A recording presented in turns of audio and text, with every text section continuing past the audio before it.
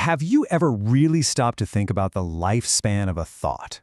I mean, we usually think about life in years, maybe decades, but what if a whole life, birth, aging, death, the whole shebang, could happen in the blink of an eye, inside a single moment of your awareness?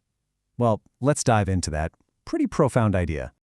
So our journey really kicks off with this one powerful statement. It translates to: existence, birth, old age, and death arise in every moment.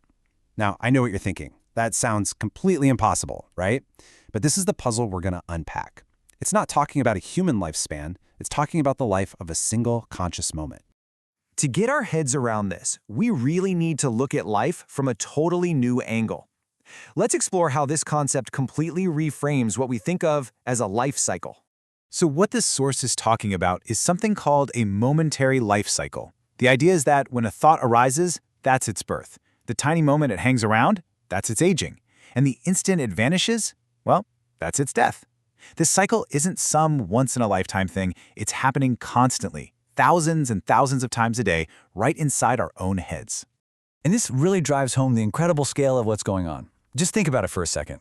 Every single thought that pops into your mind is its own complete lifetime. It's born, it lives, and it dies, all in a flash. It's a staggering idea for sure, but it leads to a very practical and, well, pretty urgent instruction. So, if every moment is a lifetime, then it stands to reason that every moment matters a lot. And this brings us to the core action, the real so what of this whole concept. What are we supposed to do about it? And there it is, plain and simple. Because each thought is its own little existence, we're urged to become the masters of these tiny life cycles. We have to control our thoughts well. But what does that actually mean? I mean, how do you control something that's so quick and fleeting? Well, it actually breaks down into a pretty simple three-step process. First, just awareness. You notice a thought has popped up. That's it.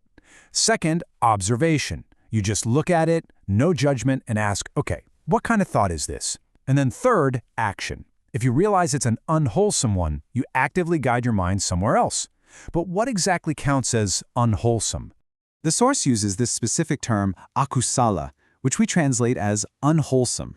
And this isn't just about general negative thinking. It points very specifically to thoughts that come from greed, hatred, or delusion.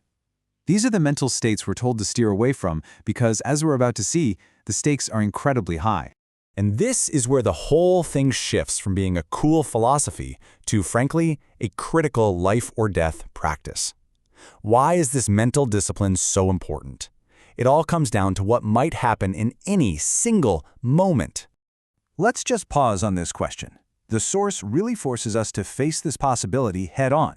Not in 50 years, not tomorrow, but right now. What if this thought, the one you're having this very second, was the last one you ever had? Because the source presents this exact crucial scenario. It suggests that the state of your mind in your final moment, the quality of that last fleeting thought life, is what determines everything that comes next. It's like the ultimate final exam for your mental control. Which brings us to the consequences. What happens if, in that final, decisive moment, your mind is on that unwholesome path we just talked about? Well, the source is very, very clear about the outcome. The cause and effect here is laid out perfectly clearly.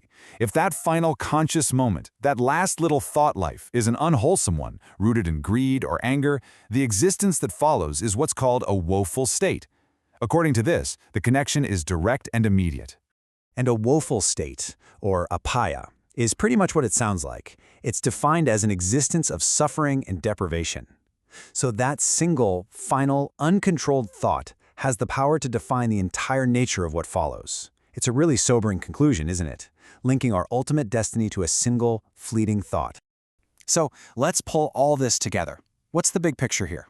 Well, first, life and death aren't just these long-term things. They're happening with every single thought.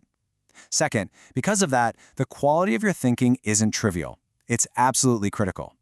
And finally, your state of mind right now, in this very moment, carries a weight and a consequence that is truly profound. And that leaves us with one final, very personal question. The whole philosophy, the instruction, the warning, it all boils down to this single point in time. Because if every moment is a lifetime, then this one counts. So, what are you thinking right now?